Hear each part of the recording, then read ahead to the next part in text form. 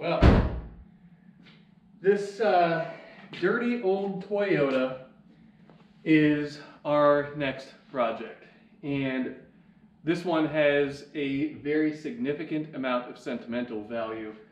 Some of you guys that have known me for a long time may recognize this car. Others of you that are newer to my history and my building of cars over the years, this will be something brand new. But let me go ahead, get this thing positioned so I can actually put it on the lift, and then we'll discuss a little bit more about what this car is and what we'll be doing to it. Out of all the cars in the fleet here, this dirty old Mark II Supra is probably, or not probably, it is the most special car out of all of them.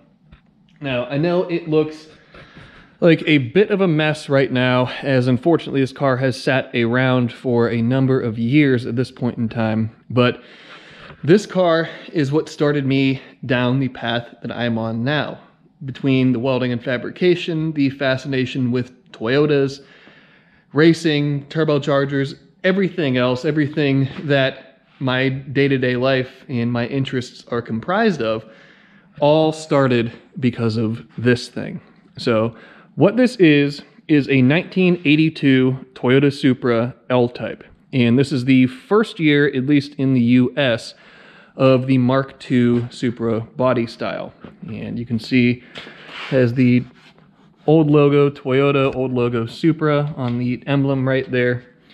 And if we snake down here, you can see that it does have an intercooler. And if you know anything about these cars, they came with 5M GEs, which were naturally aspirated.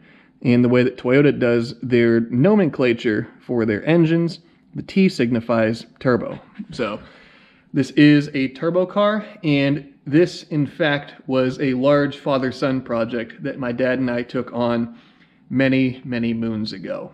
So he wanted to get this thing up and running again before he passed, as he really wanted to drive it around and go and enjoy it. Unfortunately, that did not work out, but that doesn't mean that I can't carry on the legacy and carry on his wishes with what he wanted with this car. So this thing initially should have been going to the junkyard when we got our hands on it. And I'll do a photo montage of it later in the video where you will see its initial state compared to what it is, what it was in its heyday. And obviously you see what it is now. But a quick once over of the car, and I guess let me pop the hood here. There we are.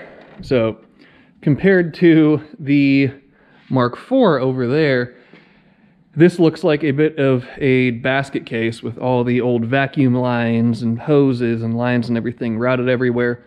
And between it being just an 80s Japanese car, 80s car in general, where vacuum lines and various modules and everything else were like a plague in the engine bays of cars from this era. Between that and us, frankly, really not knowing exactly what we were doing, that is the catalyst for it being in the position that it is here. But what it is a Rabid Chimp Performance 5M Turbo Kit. And that was a company ran by a friend of mine named Aaron, who was out in the Pacific Northwest. He did performance parts for Mark II Supras. And I don't believe that he is in business any longer. Don't quote me on that. But I sat and drooled over these turbo kits for a long time, and finally was able to get one, able to get it on the car. And Aaron was a massive help with tech knowledge and allowing this car to become what it is, or what you see behind me here. So the car is painted 1B9 Quicksilver FX, which I chose as an homage to the 98 Mark IV Supras. That was a limited edition color that those cars came in. And obviously a Mark II is not a Mark IV. That color never would have came on this car from the factory, but I wanted to do it just to do something different and to make the car look cool. And believe me, underneath of the layer of dust and mold and everything, it does look cool under there. This is an L-type Mark II Supra. So there were two different types, or two different submodels of Mark II Supras, the L-type or the narrow body, and the P-type or the wide body, the performance body on them. So the big difference is the P-types have large fender flares on the front fenders and on the rear quarters that allow you to fit a little bit larger wheels. Now this is on P-type wheels, and they're this kind of cool split 4-spoke design. And this one is powder coated black in the center, obviously, with a brushed machined outside lip, and looks pretty cool. So moving on from there, I guess let's go look at the inside real quick. And this thing, there were a bunch of NOS parts that we had gotten for it that now I'm sure are discontinued, or you have to find from somebody's individual stash. But the interior was redone to a certain degree. The seats were reupholstered front and rear. We had gotten a different dash for it that was not cracked, that's in really good condition. Steering wheel has seen some better days, and I may end up replacing that, as well as like the shift boot and a couple other odds and ends. And then obviously you can see the mold growing. It needs to be wiped down, cleaned up, and given some love and attention that the car really does deserve.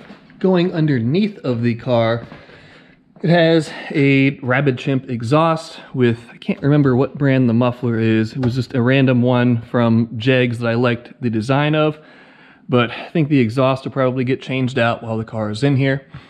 It's on old school Tokiko shocks, and then Eibach lowering springs, both front and rear. Factory open rear differential, factory 2-piece drive shaft, factory W whatever transmission. I don't know if it's a W58 or something else that came in these things, but it's a 5-speed Toyota Trans. I believe it has a spec clutch in it.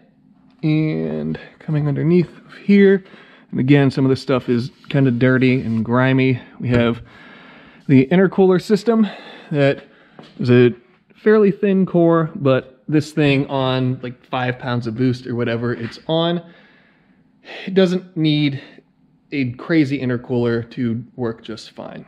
So we have the intercooler, the tubing, and it's pretty self-explanatory what's going on here. So the reason that this car is in here is for literally years at this point in time, it has had a blown head gasket. So if you guys are familiar with the Toyota 7M family of engines, that was a really common problem, blown head gaskets on those engines. And evidently with the 5M being kind of the grandfather of the 7M, that is an issue that plagued, or has plagued, this 5M as well. So this engine is the original one from 1982. It is 200 some, or it has 200 something thousand miles on it. And it's just due for a refresh and for a new engine. So when it comes time to put the new engine in, I'll show you guys exactly what it is and what's going into this thing. But it's something pretty cool, and probably not exactly what you guys are expecting, but it's what my dad wanted, and in wanting to carry on his legacy and what he wanted for this car. That's what needed to happen, and that's what needs to go into this. The car itself is very solid, and we quite literally saved this thing from the junkyard. I think we picked it up from an old neighbor for $700, and the car was kind of a rust bucket. And we went as far as the thing got stripped down. We went and bought the back half of another Mark II Supra, had the quarter panel scavenged off of that to be grafted onto this car. And like I said, we quite literally saved it from an untimely demise. So this is something that was something that is very special. I have a lot of good memories growing up and building this car with my dad, and it's something that he and I greatly enjoyed together, and something that I can have for the rest of my life as a memory of the time that I spent with him, and something now that I can update and modernize a little bit while still keeping the roots and the heritage that he wanted to keep in the car. So I guess without me blabbering on any more right now, let's go through the photo montage, and I can explain it in a little bit greater detail and show you guys exactly the journey that this car and this project were comprised of.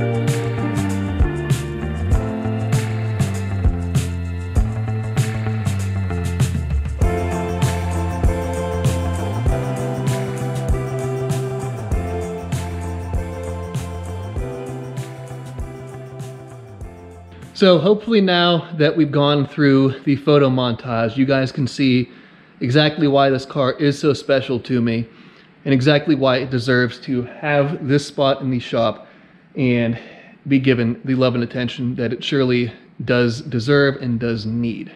So without me rambling on anymore, because I'm sure you guys are sick of listening to my voice at this point in time, let's go ahead and wrap this one up. So thank you guys, as always, for tuning in, for watching all the different projects that I do on this channel, and I hope you guys are as excited for this one as I am. I have some pretty cool ideas and things that I want to implement with the project as time goes on, and we'll get into some of the details about it as we proceed with the project. Is frankly, I need to go through some of it to remember exactly what we did and exactly what the project is comprised of.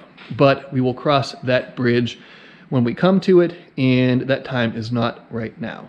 So without me droning on anymore, let's go ahead and wrap this one up. So until next time, be sure to subscribe, leave a like, leave a comment, and I will see you guys in the next episode.